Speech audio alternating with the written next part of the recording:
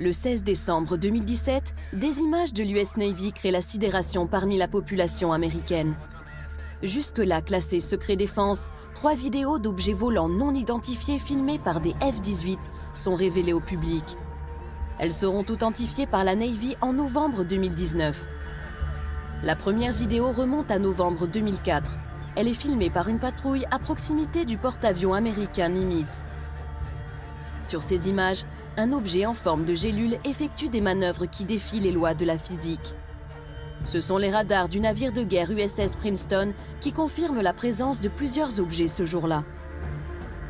Une patrouille de F-18 est immédiatement envoyée sur place et filme l'un de ces objets volants non identifiés. Dans le jargon militaire et scientifique, on les appelle PAN, pour phénomènes aérospatiaux non identifiés. Dans le même temps, le très sérieux New York Times révèle l'existence d'un programme secret. Ce soir, CNN a appris que le Pentagone avait un programme de recherche secret sur les ovnis. Le programme s'appelait le Programme d'identification avancée des menaces aérospatiales, dirigé par l'officiel Luis Elizondo.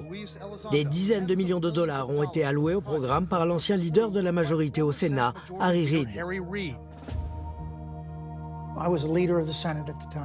À cette époque, j'étais le chef du Sénat et j'ai parlé au sénateur d'Hawaï, Daniel Inouye, et au sénateur de l'Alaska, Ted Stevens. Ils étaient tous deux représentants du comité des crédits. C'est lui qui détermine où les crédits pour la défense sont investis. Il contrôlait aussi ce qu'on appelle les fonds secrets, des lignes de budget noires qui n'apparaissent nulle part. C'était secret, c'était classifié. Et je leur ai demandé de se rencontrer dans une chambre sécurisée du Capitole. Là, je leur ai exposé les faits et je leur ai dit que je voulais qu'on dépense de l'argent pour essayer de comprendre de quoi il pouvait bien s'agir. Ces révélations sont reprises par tous les médias américains. La divulgation de l'existence d'un programme secret à 22 millions de dollars pour étudier les ovnis est prise très au sérieux. Alain Juillet est l'ancien directeur des renseignements des services secrets français, la DGSE.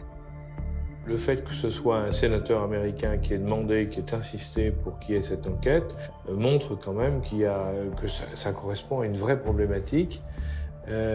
Néanmoins, les Américains, quand ils ont décidé, à la demande du sénateur de faire l'enquête, l'ont faite parce qu'il y avait déjà eu un certain nombre de problèmes sur lesquels les pilotes américains en particulier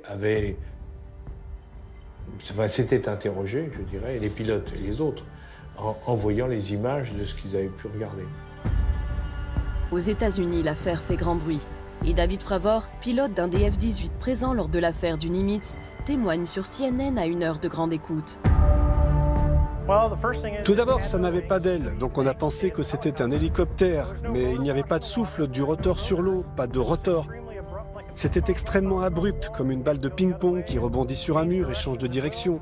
Et sa capacité de planer au-dessus de l'eau, puis de repartir à la verticale de 0 à plus de 12 000 pieds, puis d'accélérer en moins de 2 secondes et de disparaître, c'est quelque chose que je n'ai jamais vu de ma vie. Je crois, comme les autres témoins de ce phénomène, qui ont vu l'objet ce jour-là, qu'il s'agit de quelque chose qui ne vient pas de notre monde. Pour les experts, ce témoignage est hallucinant et légitime les vidéos. Jusqu'ici, les militaires se gardaient bien de donner leur avis. Quelque chose venait de changer aux États-Unis. L'armée des États-Unis a dit OK, on n'a plus besoin de garder tout cela secret.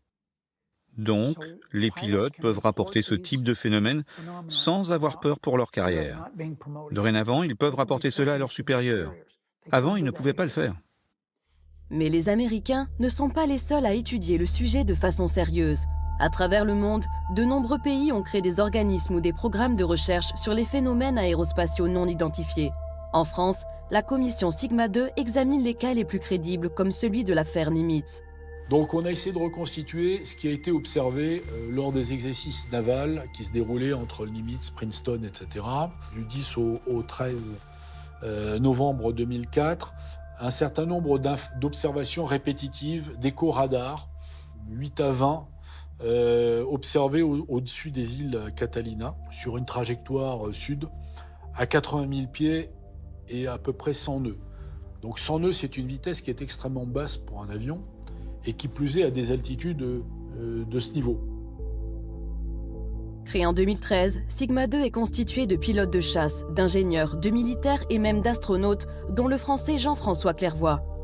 Pierre Bescon, lui, est l'ancien directeur du site de Kourou en Guyane, où sont lancées les fameuses fusées Ariane. Je ne suis pas du tout d'accord avec certains scientifiques, par exemple, qui disent « oh bon, tout ça c'est des bêtises ».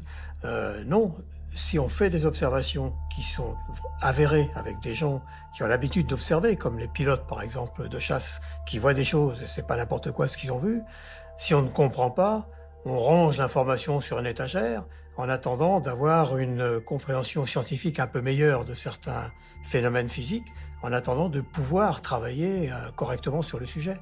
Mais on ne dit pas c'est des bêtises. De mon point de vue, ça n'a pas de sens. Quand on dit « faut-il croire aux ovnis, aux phénomènes aérospatiaux identifiés », le sujet n'est pas là. Il y a des recherches qui se font sur le sujet. ECHO, donc, qui sont répartis de façon uniforme au nombre de 14 sur une distance d'à peu près 100 miles, avec des altitudes variant de 28 000 pieds jusqu'à 500 pieds. Et ces informations donc, sont corrélées entre les différents radars.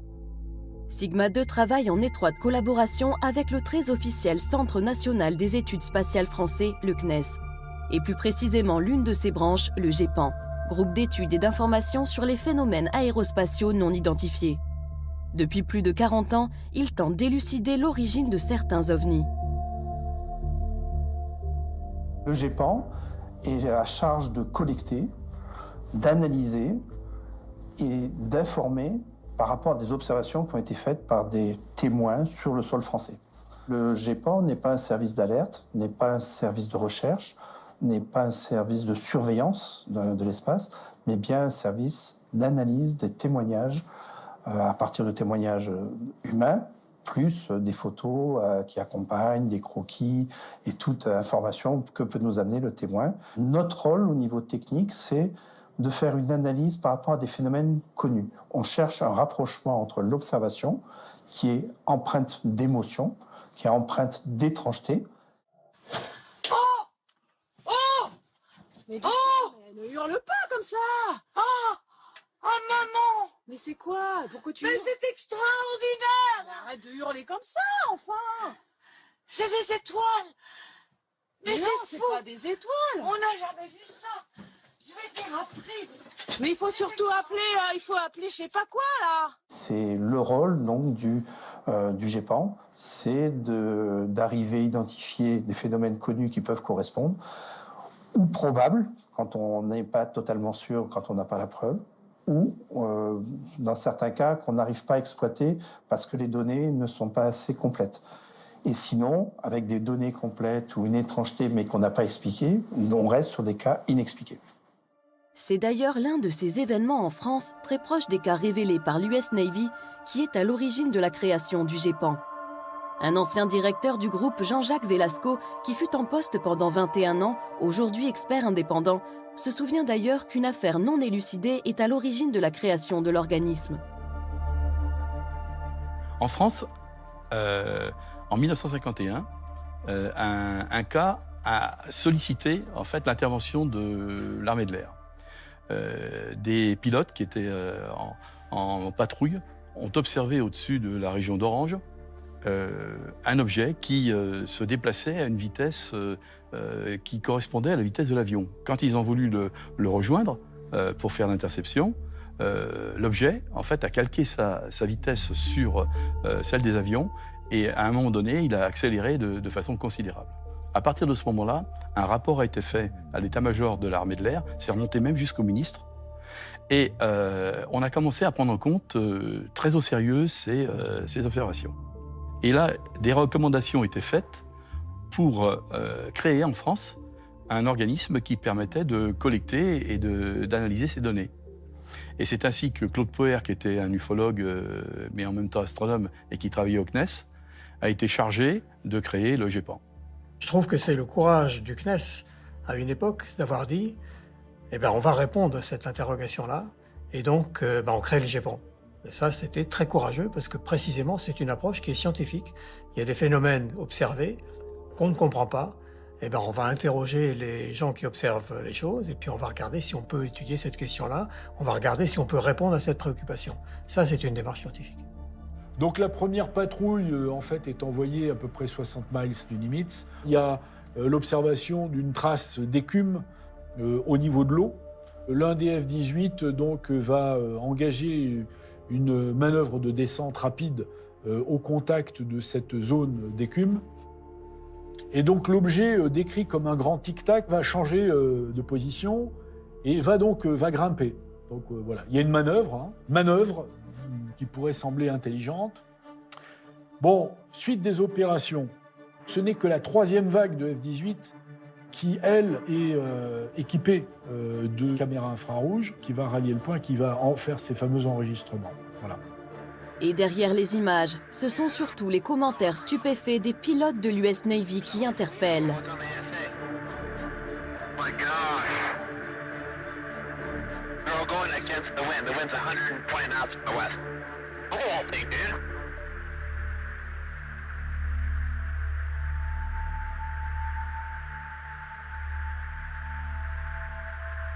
That's not our LNS though, is it? It's not. That is an LNS, dude. Well, if there's like anything, it's rotating. Là, on est dans quelque chose, c'est indiscutable, si vous voulez. Il y a le pilote qui l'a vu, il y a les caméras qui ont filmé, il y a le tour de contrôle qui a identifié aussi. Enfin, il y a plein de choses. Là, il y a un problème. Un certain nombre de cas montrent à l'évidence qu'il y a une interaction vis-à-vis notamment des avions. Et ça, c'est tout à fait démontré. Quand vous prenez le nombre de cas aéronautiques à l'échelle mondiale, de cas officiellement recensés, vous êtes sur un chiffre de l'ordre de à peu près 2000 cas.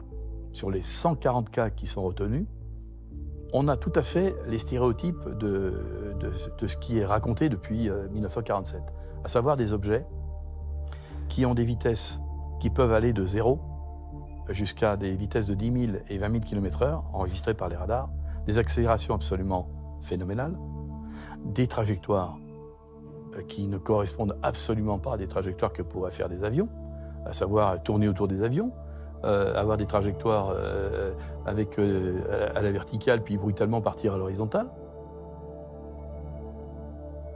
Parfois, ces objets non identifiés font preuve de comportements intelligents. Ils semblent tester les capacités des avions de chasse qui les poursuivent. En 1956, à une époque où aucune technologie n'est capable de dépasser 2000 km/h, des objets lumineux survolent à très haute vitesse la base militaire de Lake Nice en Angleterre. Les radars enregistrent des accélérations brutales jusqu'à 6000 km/h, puis des arrêts instantanés qu'aucun appareil terrestre n'est capable d'effectuer. L'un des objets lumineux finit par poursuivre un avion de chasse comme s'il voulait engager le combat. Même la CIA s'est penchée sur l'affaire. L'agence de renseignement l'a révélé en 2006 en rendant publique une partie de ses archives secrètes. Et ce n'est pas le seul cas du genre.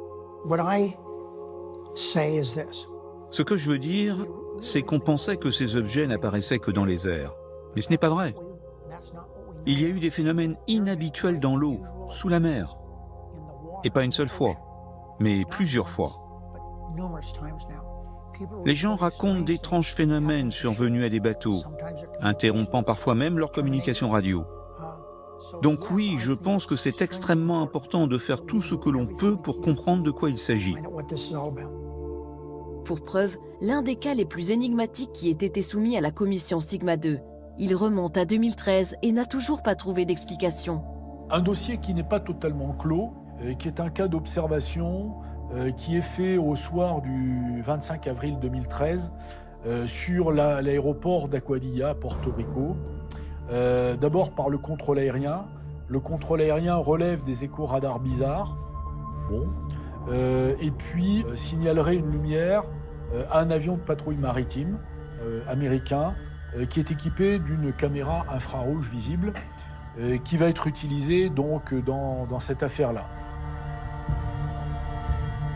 On voit une tache fluctuante donc d'un objet qui se promène, on va dire au-dessus, je dirais, des abords de l'aéroport. Ce qui est plus extraordinaire par contre, c'est qu'après, cet objet semblerait survoler la mer et plonger dans l'eau sans effet de splash, disent les Américains, et laisser d'ailleurs une trace thermique dans l'eau, ce qui est bizarre, parce qu'en fait, un objet immergé dans l'eau, l'eau est opaque aux infrarouges, et donc va constituer normalement un écran qui efface toute trace. Il se trouve qu'il y a une trace résiduelle qu'on ne sait pas bien expliquer, et enfin, pour terminer, cet objet semble ressortir de l'eau et se séparer en deux. Ce cas exceptionnel a été longuement étudié par un groupe d'experts américains qui s'est procuré les images peu de temps après leur tournage. Des images réalisées à partir d'un avion des services secrets intérieurs des États-Unis. Ce cas incroyable a fait l'objet d'un rapport de 160 pages, résultat de plusieurs mois d'enquête. Ses conclusions sont claires, le phénomène reste inexplicable. En particulier, sa capacité à rentrer dans l'eau sans faire de vagues, puis à se séparer en deux, demeure un mystère scientifique et technique.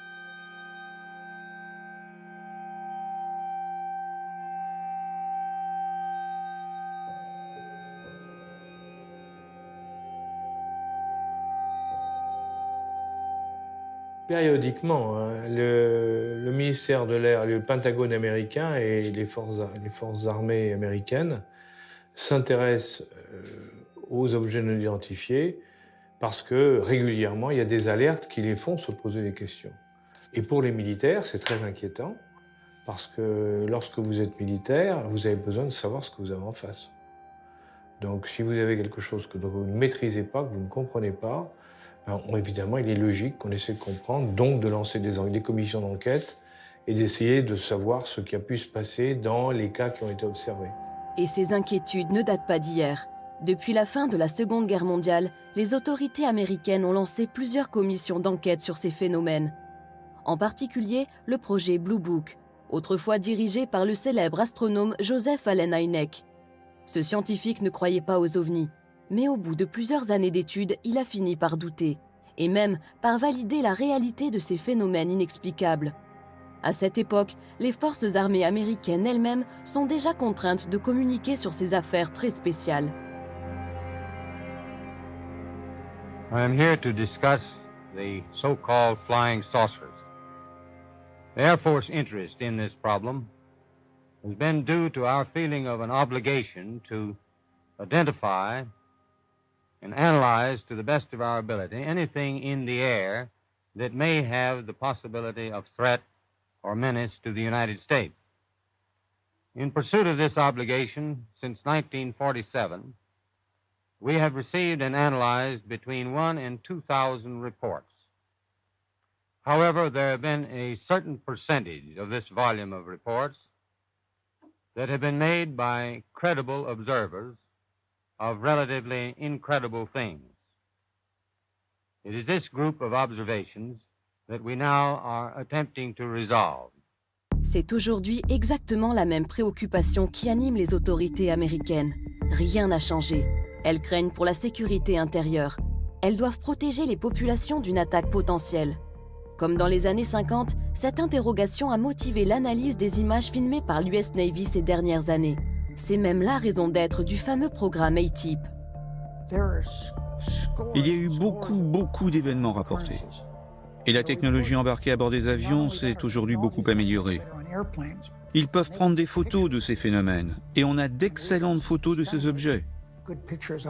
Sont-ils une menace? J'en sais rien. Mais je sais que nous ne pouvons pas juste détourner la tête et faire comme s'ils n'existaient pas, car ils existent.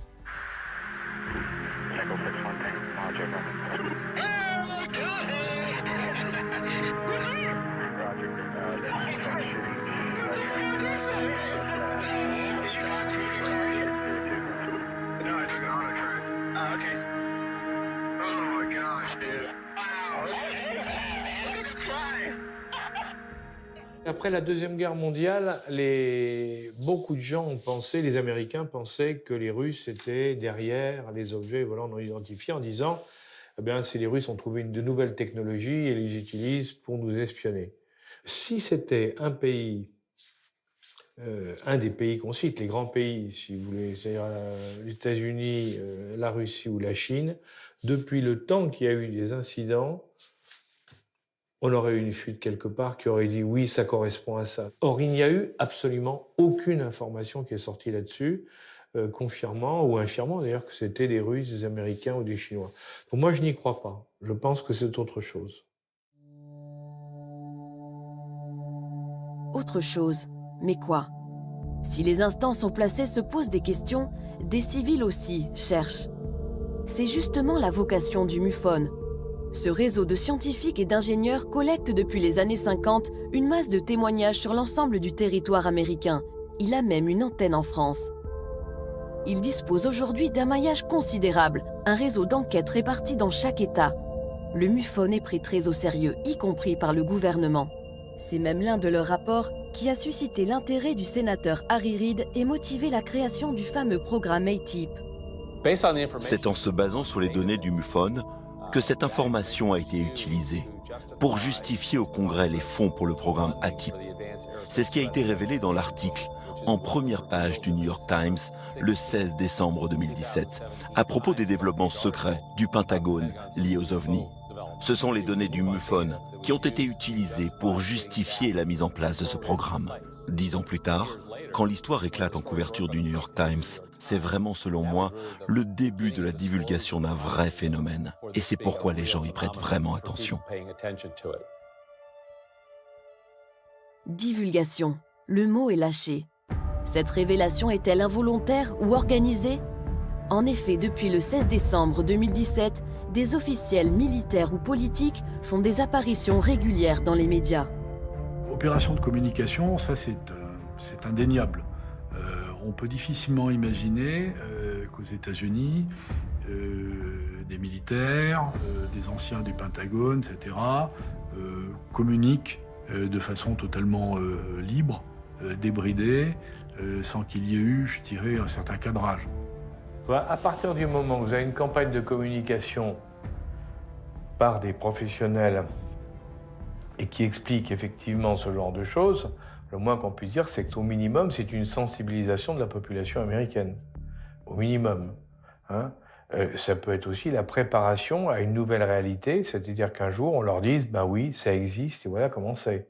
On les aura préparés à ça. Imaginez simplement qu'on nous dise ben écoutez, maintenant on est sûr de nous, on a la preuve que notre monde est également visité par d'autres mondes, où il y a des passages entre plusieurs mondes qui se font, autant vous dire que ça va quand même créer un vrai problème au niveau... Ça va faire réfléchir beaucoup de monde, parce que ça veut dire qu'on rentre dans autre chose. Et une problématique où il y a effectivement il y a des risques qu'on ne maîtrise absolument plus. A priori, ils sont gentils, mais on n'en sait rien.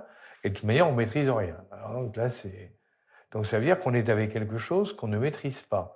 Or, vous savez que l'être humain, et surtout aujourd'hui, déteste se trouver dans des situations où il ne maîtrise pas, il ne contrôle pas la situation. C'est visiblement ce que pensent aussi les experts américains du MUFON. Paul Hynek est très bien placé pour le savoir. Il est le fils du directeur du fameux programme Blue Book, qui fut dirigé par Joseph Allen Hynek dans les années 50 et 60. Il baigne dans les rapports depuis son enfance. Il perçoit lui aussi une véritable rupture dans la politique de communication des autorités américaines. La divulgation de l'existence du programme ATIP, programme d'identification avancée des menaces aérospatiales, et la divulgation récente de ce que la marine a vu et a admis avoir vu sur une période de plus de 9 mois, tous les jours des ovnis, et ils ne peuvent pas les expliquer, et ils ont bien franchement besoin d'aide. Donc il me semble, et mon ami Richard Dolan est très convaincant dans ses présentations qui ont mené à ce qui pourrait être une grande divulgation. Il me semble, dans les activités récentes du gouvernement américain, que le gouvernement essaye d'habituer la population à la possibilité d'une grande révélation.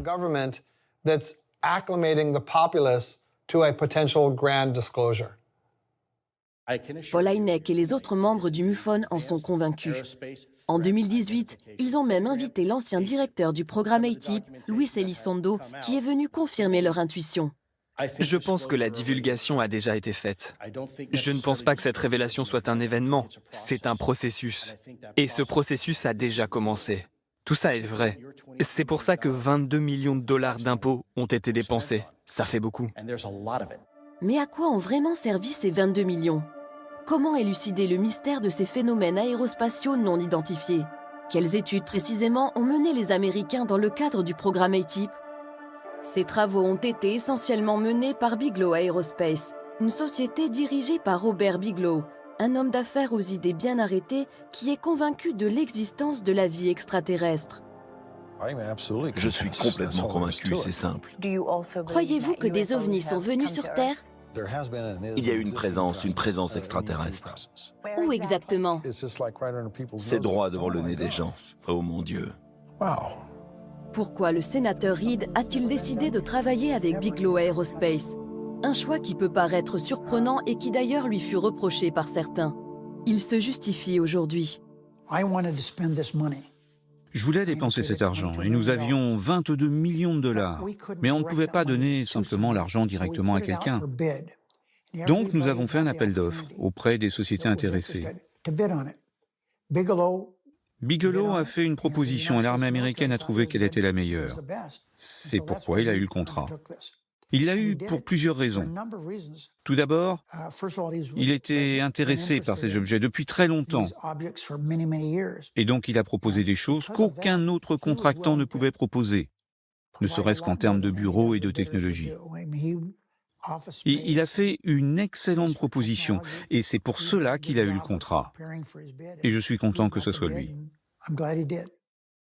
Alors sur quel domaine la société Bigelow Aerospace a-t-elle travaillé? Sur ce document récemment déclassifié de la DIA, le département du renseignement militaire américain, on découvre les recherches menées par la firme. Au total, 38 sujets d'études très complexes qui concernent des technologies futuristes et non maîtrisées aujourd'hui. Par exemple, l'antigravitation, la propulsion nucléaire dans le spatial, la recherche des trous de verre permettant de pénétrer des univers parallèles, l'énergie négative ou encore la magnéto-hydrodynamique. Ce n'est pas un hasard si ces recherches de pointe ont été menées par Bigelow Aerospace. En 1995, avant même de fonder sa firme, Robert Bigelow crée le National Institute for Discovery Science dans le but d'élucider de nombreux mystères scientifiques, dont les ovnis. Il y investit des millions de dollars de sa fortune personnelle. C'est simple, pour les spécialistes, Robert Bigelow est un héros national. Robert Bigelow a dépensé plus d'argent que n'importe qui dans le monde, de son argent privé, pour financer les recherches sur les ovnis. D'après moi, c'est un héros au sein de la communauté ufologique. C'est un homme intéressé par les étoiles. Il a fondé Bigelow Aerospace à Las Vegas, qui construit des habitats gonflables pour l'espace. Je suis heureux de savoir qu'il a du succès, qu'il travaille avec la NASA, avec le programme spatial. Je le remercie pour le temps passé ensemble. Cela nous mène dans la bonne direction en termes de divulgation et je suis très enthousiaste. Au fil des années, des personnalités sérieuses et incontestables ont travaillé auprès de Bigelow. Le docteur John B. Alexander, pilier du laboratoire de recherche militaire de Los Alamos, ou encore Edgar Mitchell, le 6e homme à avoir marché sur la Lune. Et après des années d'études, leur verdict laisse sans voix. I happen to be privileged enough to have be in on the fact that we have been visited on this planet. And the UFO phenomenon is real, although it's been covered up by our governments for quite a long time. Whoa! Hang on a minute, but this is big. Whoa, all of this is quite a shock to me. Well, I'm sorry you haven't been reading the papers recently. It's starting to open up quite a bit. So you're telling me... Well, there's a lot of information to take on board. Hang on a minute. I mean, listen, I've heard... crazy UFO nuts tell me this kind of thing before. I've never had Dr. Ed Mitchell, the sixth man to walk on the moon, a respected scientist in his own right, announce to me that we've been visited by aliens from other planets and that they definitely are out there. There's no debating it. Well, that's the first time you've ever talked to me, or I've told you about it before.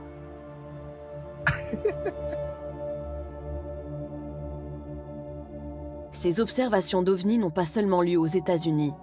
Certains dossiers, y compris en France, continuent de bousculer les certitudes des esprits les plus rationnels et nous poussent à nous poser sérieusement la question: sommes-nous visités par une intelligence non humaine ?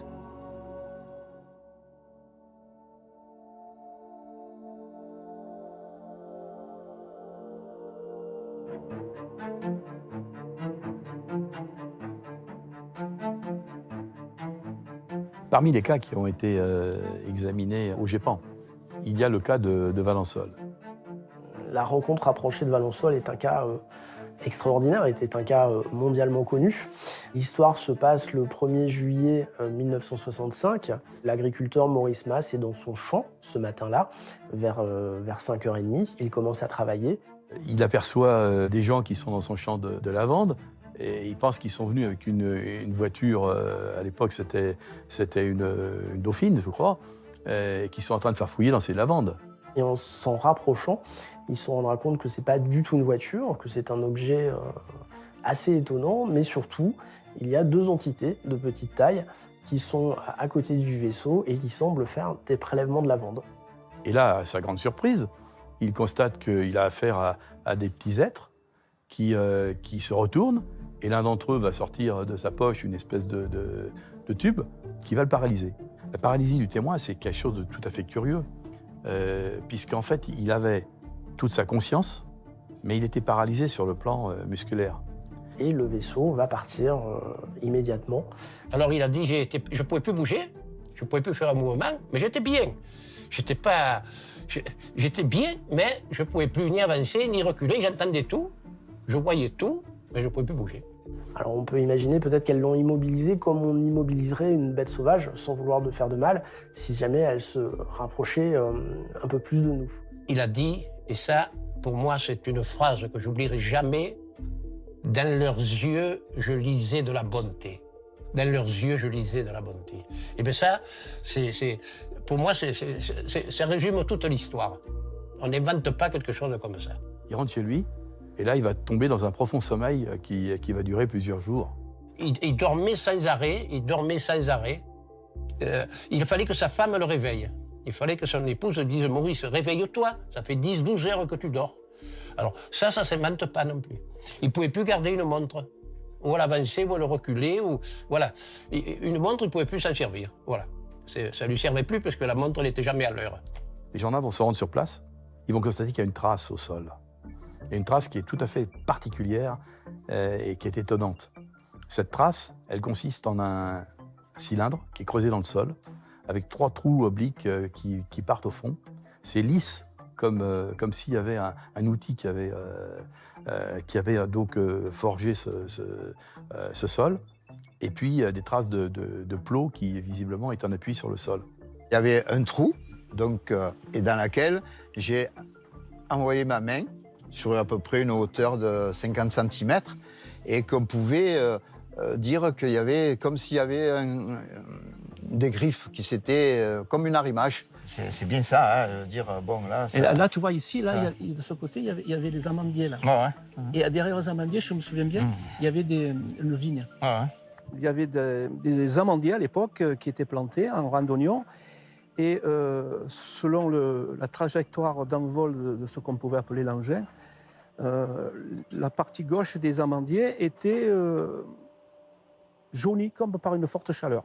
Alors c'était surprenant parce que d'un côté de l'amandier c'était vert et de l'autre côté c'était jaune. Il faut savoir que pendant 10 ans, il n'a plus rien poussé. Il a replanté de la lavande, il a replanté du blé. Pendant 10 ans, sur ce petit morceau, c'est pas parce que c'était pas quelque chose d'immense, hein. Donc il n'a plus rien poussé. Ça lui est tombé dessus.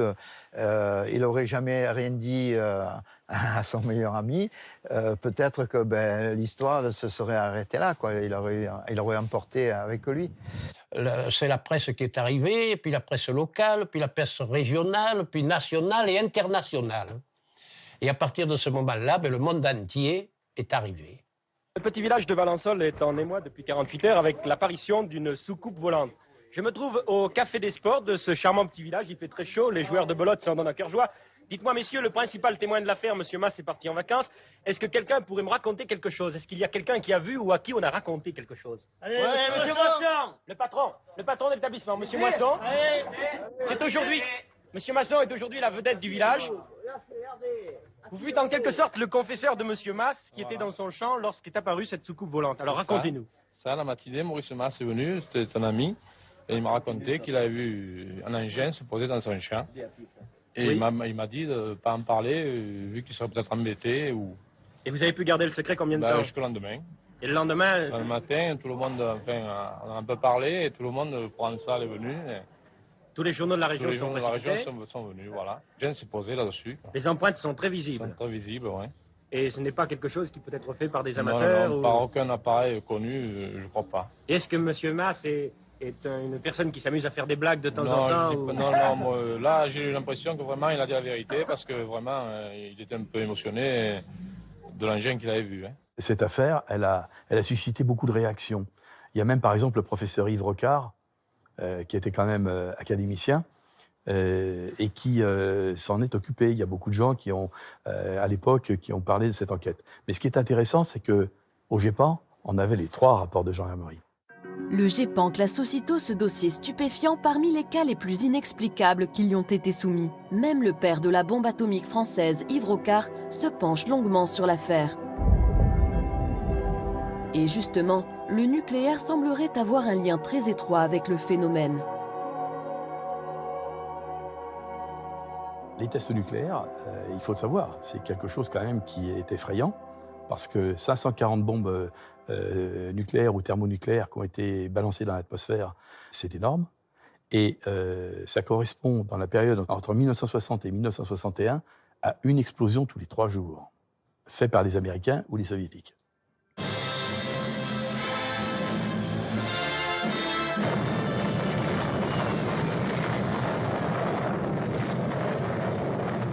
This is atomic energy. Dès 1949, il y a déjà des indices selon lesquels il se passait des choses tout à fait surprenantes en termes de localisation de ces phénomènes. Les sites stratégiques nucléaires, en particulier, étaient survolés. Lors de 2 commissions secrètes qui ensuite ont été divulguées au public, Edward Teller, donc, qui était le conseiller scientifique de la Maison-Blanche, participait, et il était père de la bombe atomique.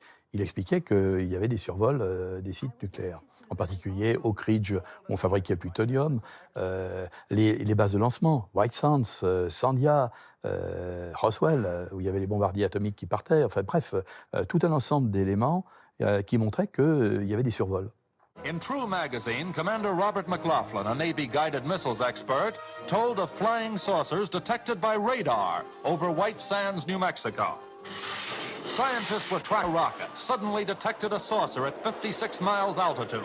Over 100 feet in diameter, the disk was traveling at 1,800 miles per hour, rapidly outranged their instruments.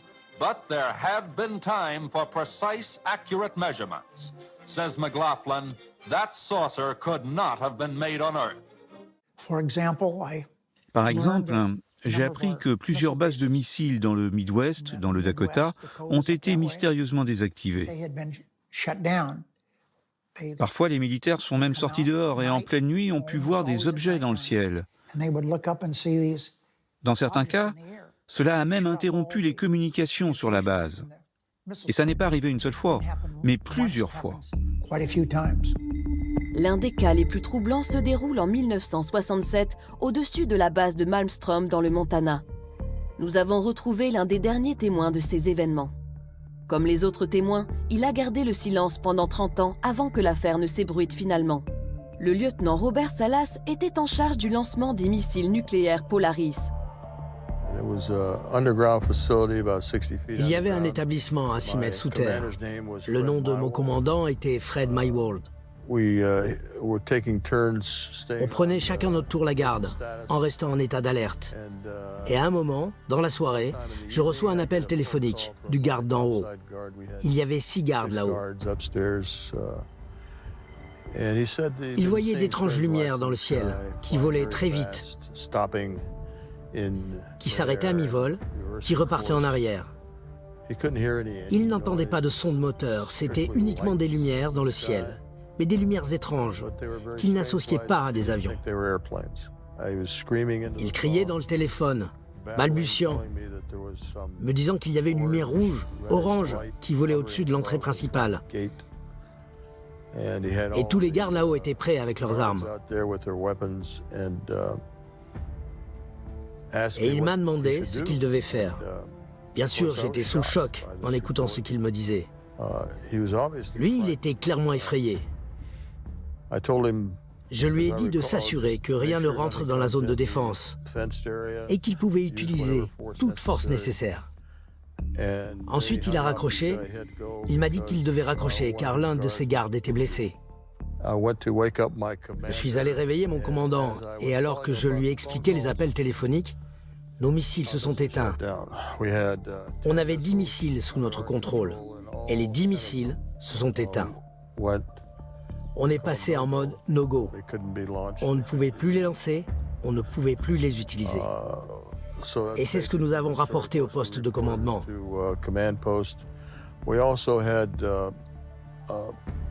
On a aussi eu des alertes lumineuses qui indiquaient qu'il y avait eu des incursions dans les silos de lancement qui étaient situés à environ 1 mile de nous. Donc j'ai envoyé des gardes là-bas pour vérifier la sécurité de ces installations et ils ont vu d'autres ovnis qui survolaient le site. Quand vous superposez les lancements, enfin les tests dans l'atmosphère, avec les cas d'OVNI, vous vous apercevez que vous avez une similitude au niveau des courbes, avec un décalage de 2 ans. C'est très curieux. Alors je ne peux pas l'expliquer, hein. Simplement je constate que les 2 courbes ont la même forme et qu'elles correspondent en fait à chaque fois à des tests nucléaires. Certains vont même beaucoup plus loin et n'hésitent pas à parler officiellement d'extraterrestres en mission commandée. Paul Hélierre a été pendant 3 ans le ministre de la Défense du Canada. Pendant la guerre froide en 1961, il y a eu environ 15 ovnis en formation qui ont volé de la Russie vers l'Europe et le commandant suprême des Alliés était très inquiet. Et dans les 2 camps, on était prêt à déclencher l'arme nucléaire. Et puis les ovnis ont changé de direction pour retourner vers le pôle Nord. Donc ils ont décidé de faire une enquête qui a duré 3 ans et ils ont découvert qu'au moins 4 espèces différentes d'extraterrestres ont visité la Terre depuis des milliers d'années. Donc nous avons une longue histoire avec les ovnis. Et il y a eu une augmentation de leur activité depuis des dizaines d'années, depuis que nous avons inventé en fait la bombe atomique. Ils sont très inquiets sur le fait que nous pourrions l'utiliser à nouveau parce que l'ensemble du cosmos est connecté et cela ne nous affecte pas seulement nous, mais d'autres entités dans le cosmos. Et ils ont très peur qu'on puisse être suffisamment stupide pour utiliser à nouveau les armes nucléaires et ce serait très mauvais pour nous, mais pour eux également. Lui, il dit clairement les extraterrestres existent, ils sont là, ils sont venus nous empêcher, etc. Moi, j'en suis pas là. Je dis simplement qu'il y a des phénomènes, des objets qui sont contrôlés et qui nous mettent en face d'un certain nombre de choses. Est-ce que c'est un signal? Je dirais simplement sur le plan scientifique, pour que les choses soient très claires. Nous, on est capable aujourd'hui, avec des satellites, de détecter des explosions de supernovas qui se trouvent à des dizaines d'années-lumière. Pourquoi une civilisation qui serait plus en avance que nous n'aurait pas la capacité de détecter des explosions nucléaires qui se produisent sur Terre? Parce que l'explosion nucléaire, elle est dans le spectre électromagnétique, elle comporte tous les éléments du spectre électromagnétique. Ça va dans tout le domaine du spectre des micro-ondes, en passant par les ultraviolets et les infrarouges. Donc par conséquent, ce signal qui est un signal artificiel, il peut être détecté de très loin. Et est-ce que ce serait en relation, effectivement, avec le fait qu'il y a eu énormément d'observations qui ont été faites au-dessus des sites nucléaires? La question demeure.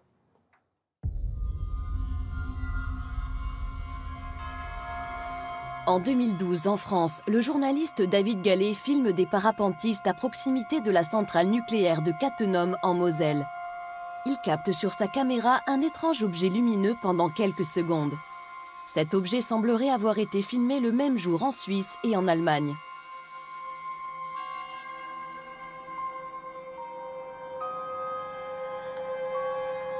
Qu'est-ce que c'est que ce truc?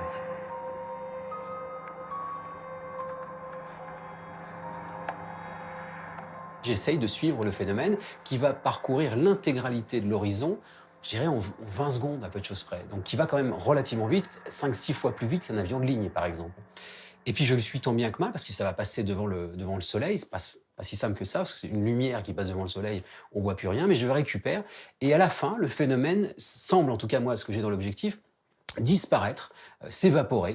Et puis, je suis avec quelqu'un qui est un ingénieur du son, qui est à côté de moi et qui me dit mais qu'est-ce que tu fais? Parce qu'il se demandait ce que je faisais avec la caméra. C'est-à-dire, je ne suivais plus du tout le paramoteur, mais je balayais l'horizon avec la caméra et je lui dis je crois que j'ai filmé un ovni. Et puis, on rigole, quoi. Mais on rigole pas longtemps, parce qu'après, on va regarder les images sur le petit écran de contrôle de la caméra. Et puis surtout, ensuite, dans le montage.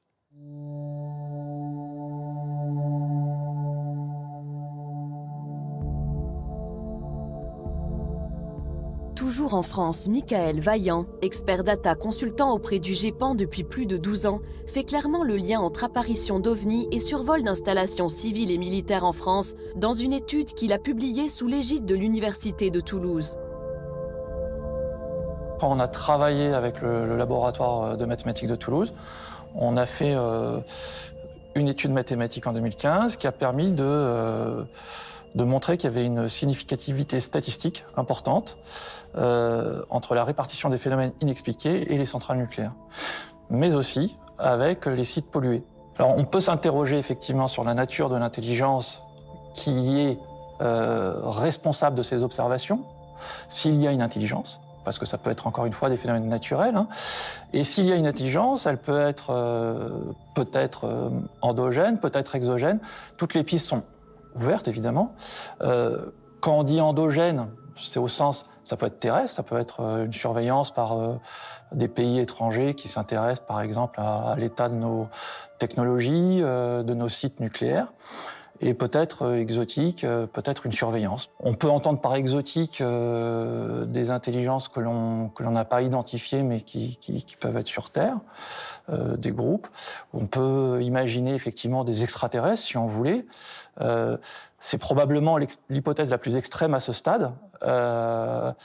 Et on peut s'interroger dans ce cas-là aussi, pourquoi il y aurait des intelligences extraterrestres qui viendraient observer comme ça des sites nucléaires ou des sites pollués. C'est assez, a priori, ce serait assez étrange et savoureux.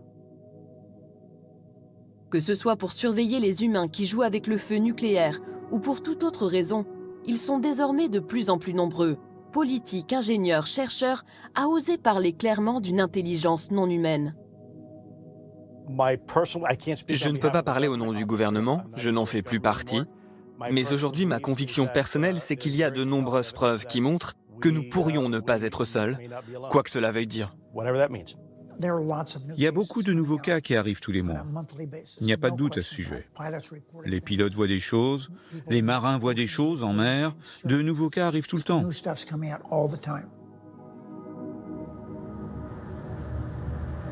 Look, nothing in the sky at all. Then all of a sudden, bam! What is that? Anybody tell me what that is? We're in the middle of the ocean. On a ferry. Nothing around. Look. Nothing around. No land, no nothing. The reason we had so much secrecy. S'il y avait autant de secrets, c'est parce que les gens ne comprenaient pas ce qui se passait. Et plutôt que d'effrayer la population, ils l'ont juste ignoré, en espérant que cela disparaisse. Mais ça n'a pas disparu. Et aujourd'hui, l'armée est obligée de faire quelque chose parce que maintenant, il y a trop d'événements. Parce que les pilotes d'avion n'ont plus peur de dire ce qu'ils ont vu. Ceux qui le prennent le plus au sérieux aujourd'hui, ce sont les scientifiques, parce qu'ils disent qu'il y a quelque chose. D'où viennent-ils, hein, et comment fonctionnent-ils? C'est ça qui est intéressant. C'est pas imaginable autrement que par des technologies qui sont bien plus en avance que la nôtre. Donc on n'est pas en capacité de le faire, ça veut dire que ça vient d'ailleurs. Et si ça vient d'ailleurs, ça vient de l'espace, obligatoirement. Une intelligence qui viendrait de l'espace. Ce qui faisait sourire la communauté scientifique pendant de longues années devient aujourd'hui un vrai sujet. Et pour cause, en 25 ans seulement, les astronomes ont découvert l'existence de 4000 exoplanètes. Des planètes pour certaines semblables à la Terre qui pourraient clairement abriter des formes de vie intelligentes. Et pourquoi pas une civilisation plus avancée que la nôtre.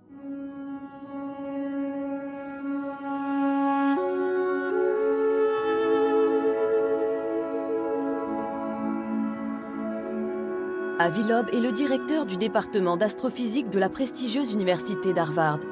Il est aussi le patron de 2 instituts sur les mathématiques et les trous noirs qui rassemblent de nombreux physiciens, astronomes et mathématiciens. Autant dire que c'est l'un des chercheurs les plus sérieux et respectés au monde dans son domaine. Or, avec ses équipes, il a étudié l'un des phénomènes les plus surprenants jamais observés dans l'espace proche, l'arrivée d'un objet interstellaire non identifié au comportement unique et sidérant. Son nom, Oumuamua, qui signifie en hawaïen « le messager ». Oumuamua a été découvert le 19 octobre 2017. C'est le premier objet que nous avons identifié près de la Terre et qui provient de l'extérieur du système solaire. Il était évident qu'il n'était pas tiré par le Soleil, parce qu'il allait trop rapidement près de la Terre. Au départ, les astronomes ont pensé que c'était un rocher, un astéroïde, peut-être une comète. Donc on ne l'a surveillé que pendant une semaine. Ensuite, nous avons compris qu'il avait d'étranges propriétés. Il tournait sur lui-même, par exemple, toutes les 8 heures. Sa luminosité était 10 fois plus forte. Cela veut dire que sa place dans le ciel change d'un facteur de 10.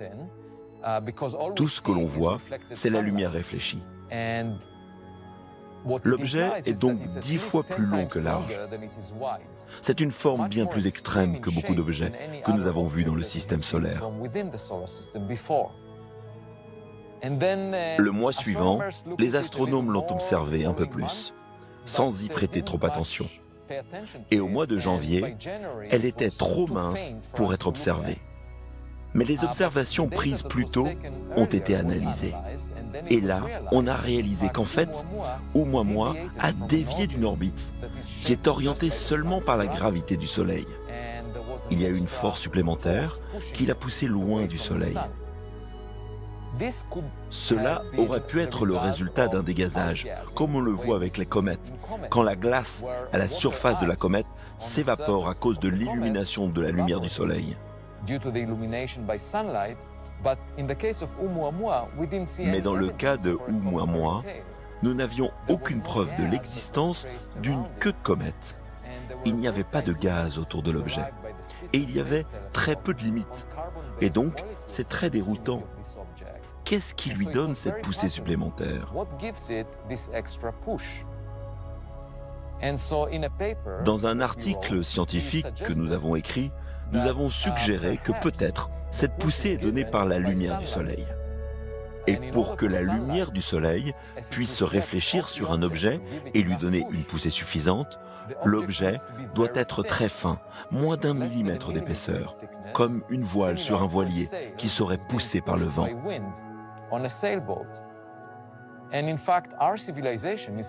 Notre civilisation développe actuellement la technologie des voiles solaires, où l'on utilise la lumière des étoiles pour naviguer. Et le résultat, c'est que lorsque la lumière vient rebondir sur la voile, cela lui donne une poussée qui peut l'amener à de très grandes vitesses, potentiellement jusqu'à la vitesse de la lumière. Donc, dans l'article, nous disons qu'il est possible qu'il s'agisse d'un dispositif qui a été fabriqué de manière artificielle et qui a été envoyé par une civilisation extraterrestre. Nous avons mentionné cela comme une possibilité, simplement parce que l'explication alternative, qu'il s'agit d'une comète, est incompatible avec les données.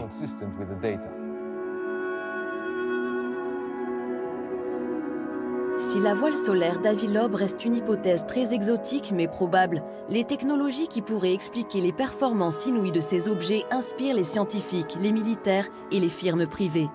Alors, y a-t-il derrière ces programmes de recherche une véritable course pour les technologies de demain? Alors, la technologie qui est utilisée par ces engins, apparemment en tout cas, est une technologie que nous ne maîtrisons pas. Parce qu'il est évident que si on trouvait la solution qui permet à un engin non identifié de se balader de vitesse zéro à vitesse extraordinaire et à évoluer n'importe comment, il est évident que ça intéresserait tout le monde. Parce que ça changerait le rapport à l'aviation de chasse, hein, entre autres. Après tout, si on trouve quelque chose, ça peut aider la défense française. Donc on est toujours dans la même logique de dire, si on trouve quelque chose, ça peut nous aider à comprendre le phénomène et pourquoi pas à en tirer parti. Alors la firme Bigelow et le fameux programme américain à 22 millions de dollars avaient-ils pour but d'élucider ces phénomènes et technologies inconnus pour en tirer parti?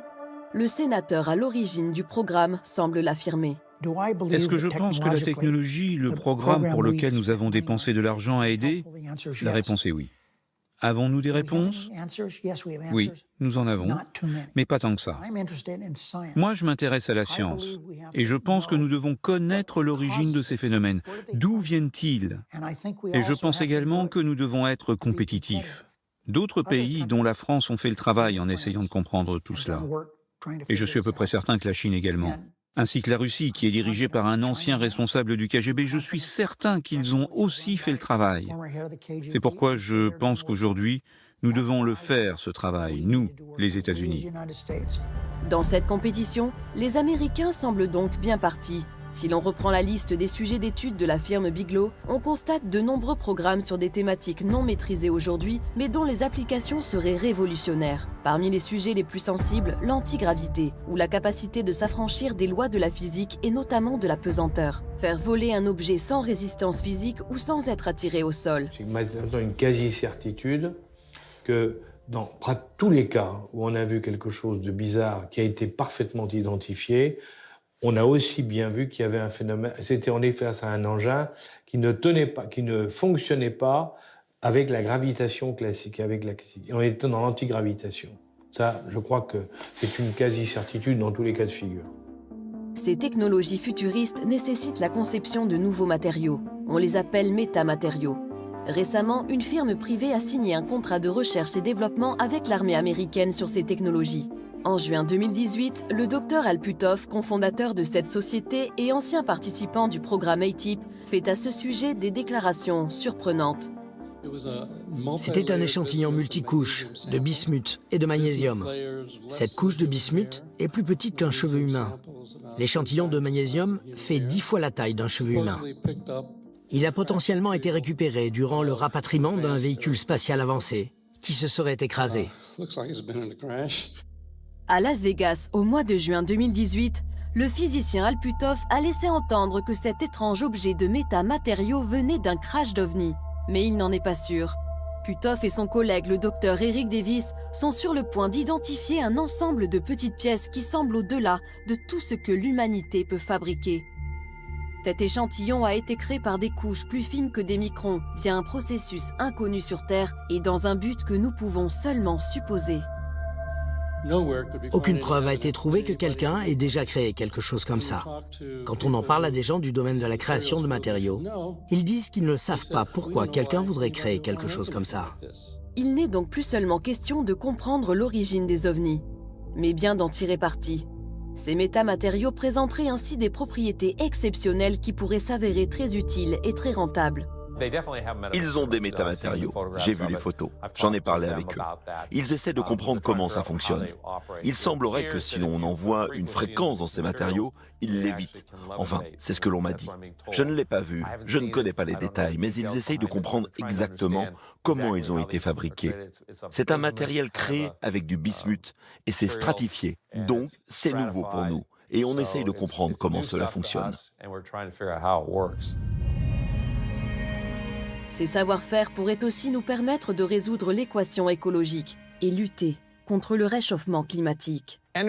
L'énergie et le système de propulsion sont tout de suite deux choses. Parce qu'il semble y avoir ce potentiel alléchant d'énergie illimitée, gratuite, sans impact écologique qu'on pourrait se procurer. Que ce soit l'antigravité ou quelque chose même au-delà de la propulsion photonique, la téléportation ou quelque chose comme ça. Donc nous pourrions maîtriser l'univers physique comme on ne peut même pas l'imaginer aujourd'hui. Cela nous propulserait au-delà des combustibles fossiles, de l'énergie solaire et de l'énergie nucléaire vers une énergie illimitée et abondante pour tous, ce qui peut faire des choses loin au-delà de ce que nous pouvons faire maintenant. Maîtriser de nouvelles technologies, apporter des solutions écologiques radicales, de véritables défis pour tous les gouvernements, mais aussi un enjeu pour l'humanité. La question fondamentale est sommes-nous seuls? Et la seconde question, si nous ne sommes pas seuls, sommes-nous les gars les plus intelligents du coin? Il pourrait y avoir des civilisations qui sont beaucoup plus avancées que nous. Et il pourrait avoir des technologies que nous pourrions peut-être développer, mais dans longtemps. Si on établit des contacts, ou on voit des preuves de ces civilisations, ce sera un choc pour nous. Ce serait comme un homme des cavernes qui regarde un téléphone portable et essaie de l'interpréter comme un caillou. Une civilisation technologiquement très avancée, c'est presque l'équivalent de Dieu. Elle peut faire des choses qu'on ne peut même pas imaginer. Nous pourrions apprendre beaucoup d'une telle rencontre. Nous pourrions aussi développer une certaine modestie, parce que pour le moment, nous pensons que nous sommes les plus intelligents.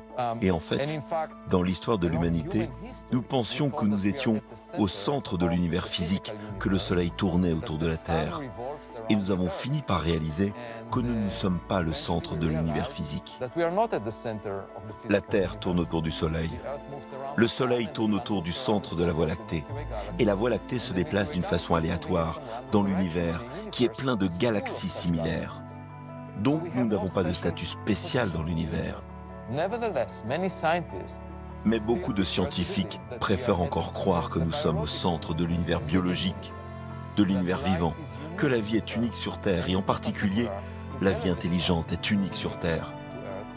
Et je pense que la façon dont nous pouvons être plus modestes, c'est en rassemblant des preuves de ce qui se passe là-haut. De l'infiniment grand à l'infiniment petit, du visible à l'invisible, l'univers est encore pétri de mystères. Mais si l'hypothèse d'une intelligence non humaine venue d'autres planètes est la plus souvent avancée, d'autres théories émergent mêlant espace-temps ou univers parallèles. Philippe Guillemant est un ingénieur physicien au CNRS. Il a consacré sa vie à l'intelligence artificielle et à la physique théorique.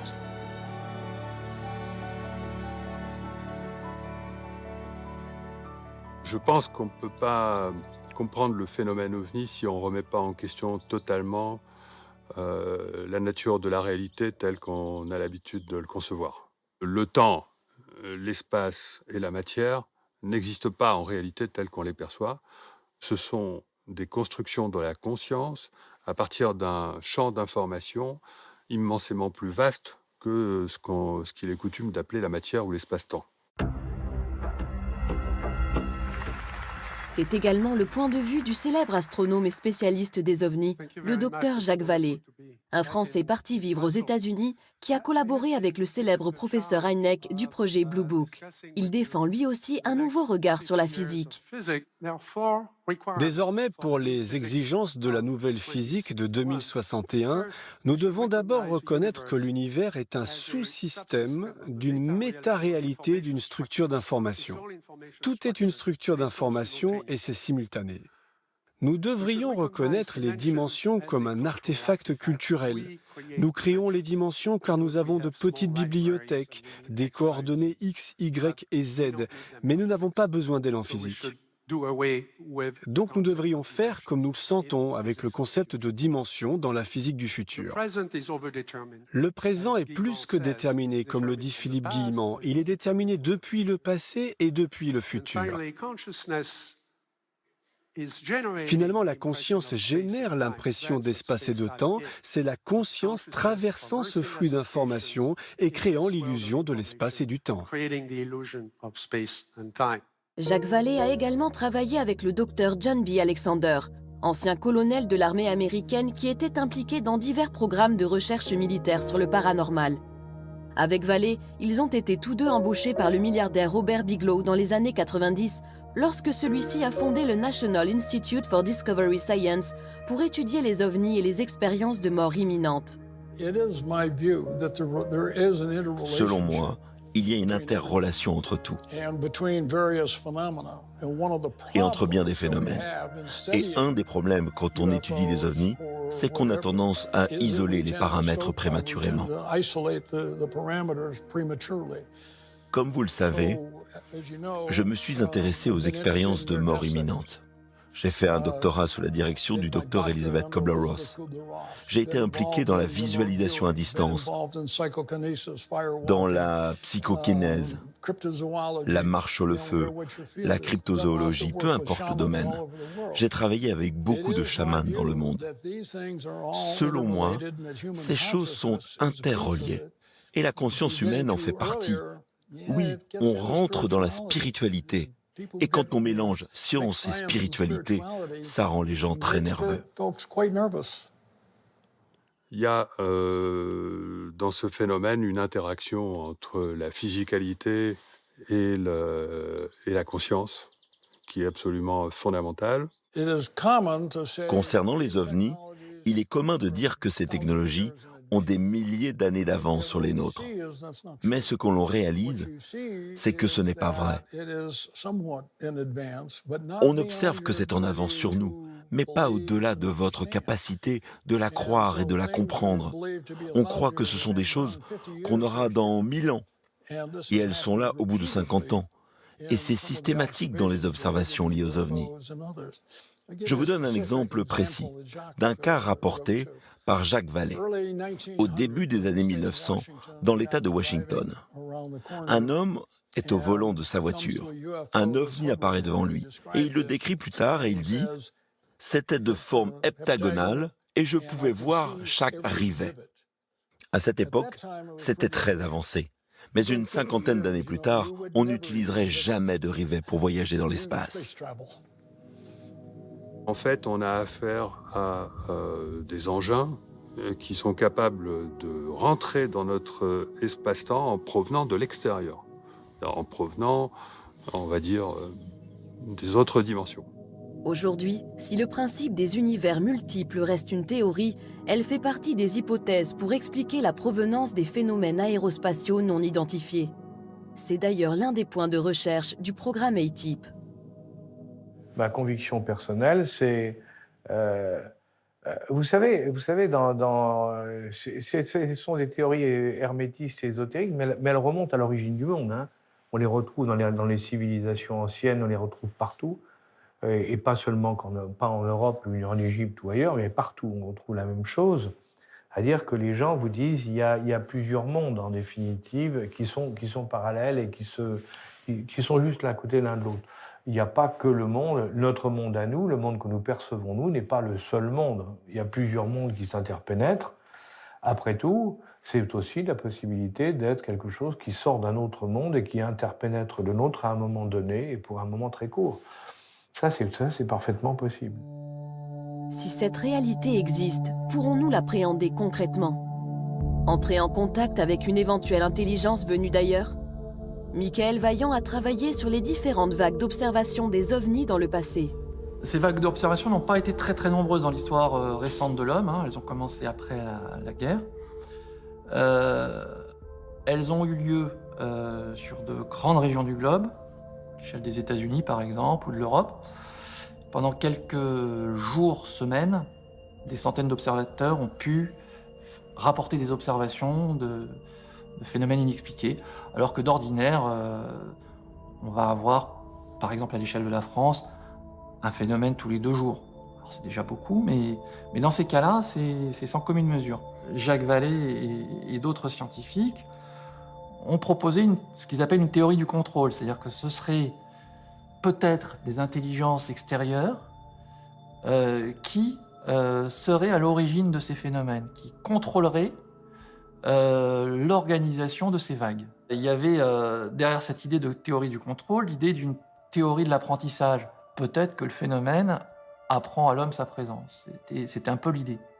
Il y a des méthodes qu'on appelle méthodes d'apprentissage espacées dans le temps, qui vous permettent de réaliser un apprentissage, effectivement, à l'échelle d'un individu, pas d'une société, et qui vont vous permettre d'économiser l'énergie et le temps que vous allez passer pour apprendre une notion. C'est-à-dire, je suis très feignant, je veux apprendre une liste de mots, et je veux économiser mon énergie, plutôt que de répéter bêtement cette liste de mots de façon séquentielle tous les jours, je vais petit à petit espacer le temps entre mes apprentissages. Et ça suit, à ce moment-là, une loi de puissance, qui est une loi qu'on mesure à l'échelle de l'homme, qui en général est une loi en puissance de 2. C'est-à-dire le temps qui va augmenter de façon à doubler à chaque fois qu'on va vouloir refaire un apprentissage. 1, 2, 4, 8, 16, 32, etc. Et on observe ce schéma, dans certaines de ces vagues d'observation, c'est-à-dire certaines de ces vagues d'observation sont très précisément reliées par une loi en puissance de 2,04, même précisément. Et cette précision est si importante qu'on peut se poser la question de est-ce que on peut donner une date sur la prochaine des vagues. Voilà. Et la prochaine, en l'occurrence, puisqu'on attend, il ne se passe plus grand-chose aujourd'hui, nous mènerait en octobre 2035. Ce n'est pas tout de suite, mais ce n'est pas non plus dans très longtemps. On est là sur un domaine très très compliqué, qui est rejeté bien sûr, par les gens, les apôtres du progrès, je dirais, mathématique et cartésien. Mais est-ce qu'on n'aura pas des surprises dans le futur? Ça, c'est autre chose. Si les autorités américaines ont encore des choses à révéler, qu'elles le fassent, parce que je pense que les gens sont peut-être prêts à recevoir cette information. Je pense sans aucune hésitation que les recherches scientifiques sur ces objets volants non identifiés sont vraiment bonnes pour l'humanité. Pas seulement pour les États-Unis, mais pour le monde entier. Je pense que s'il n'en tenait qu'à moi, ce que je ferais avec les autres pays travaillant là-dessus, eh bien, c'est de se rencontrer, de partager les informations. Que les États-Unis partagent avec la France, la Chine, la Russie, nous devons le faire parce que c'est quelque chose qu'on ne comprend pas. On doit travailler ensemble et rendre ces informations publiques et les partager. C'est important, pas seulement pour notre pays, mais pour toute la civilisation humaine.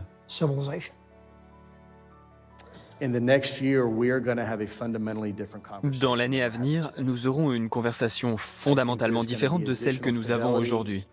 Je pense qu'il y aura une plus grande adhésion du public pour tout ce qui a été divulgué récemment, et cela nous aidera à mieux comprendre ce que nous voyons. Il faut dire que ça apporterait des bouleversements au niveau de nos sociétés très importants.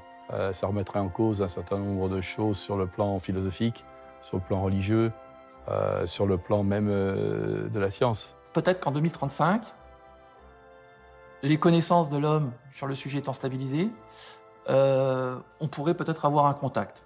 Un contact, sachant qu'une idée qui a été avancée derrière ces vagues aussi, et derrière cet apprentissage, ce serait d'éviter ce qu'on appelle un ethnocide culturel, c'est-à-dire d'éviter que l'homme soit totalement pris au dépourvu et choqué par la découverte d'intelligence ou de phénomènes de nature extraterrestre.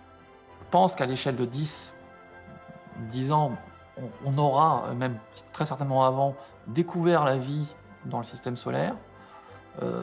Pas intelligente, mais au moins la vie. Et ça permet, ne serait-ce que ça, de poser les briques, en tout cas les fondations d'un édifice intellectuel qui permet de s'interroger plus loin. En tout cas pour le scientifique, qui permet d'oser penser qu'il y a peut-être, au-delà de la vie, une vie intelligente. Et donc ça fait progresser aussi les mentalités. Ces sujets vont devenir de plus en plus mainstream, c'est ça que ça veut dire. Il y a plus de planètes comme la Terre qui sont habitables dans le volume observable de l'univers qu'il y a de grains de sable sur toutes les plages de la Terre. Pour moi, il semble très raisonnable de chercher d'autres civilisations, pas forcément ici sur Terre, pas forcément dans le système solaire, mais bien plus loin que cela, et en faire un sujet central pour nos futures recherches. Parce que les conséquences au fait de trouver des preuves de la vie là-haut seraient phénoménales. Ça changerait la conception que nous avons de notre place dans l'univers. Ça nous apprendrait des choses sur des technologies avancées que nous n'avons jamais rêvé de développer. Cela peut aussi nous apporter une leçon sur comment se comporter en tant que civilisation. On se sentirait comme une équipe qui apprend d'une autre équipe qui a traversé un processus similaire à nous dans le passé. A dot is all. A dot is all. It is us, both in the past and in the future. A dot is nothing. It is you. Unseizable, a mere step. Bodies and electrons racing. A dot is a mere moment, a crossroads. Hypothetical journeys. Never to cease, to leave, to return, to hope and to rise. To start over, so soon. To doubt, however, invisible or immense, which however move the clock of our thoughts. On se trouve devant un phénomène qui contrôle la réalité du témoin. Donc le problème, c'est que le témoin nous raconte un truc auquel on ne peut pas croire parce qu'il faisait partie du phénomène à ce moment-là. C'est-à-dire le témoin vraiment rapproché. On se trouve un petit peu, si vous voulez, l'analogie qui me plaît beaucoup, c'est le cinéma. Si vous interrogez, vous voyez 100 personnes qui sortent d'un cinéma, vous leur demandez ce qu'ils ont vu Godzilla. Bon, ils sont tous d'accord sur l'existence de Godzilla. En fait, le Godzilla en question, c'était juste une projection sur un écran. La vraie technologie, elle était derrière eux, c'était le projecteur. Moi, je veux rencontrer le projectionniste.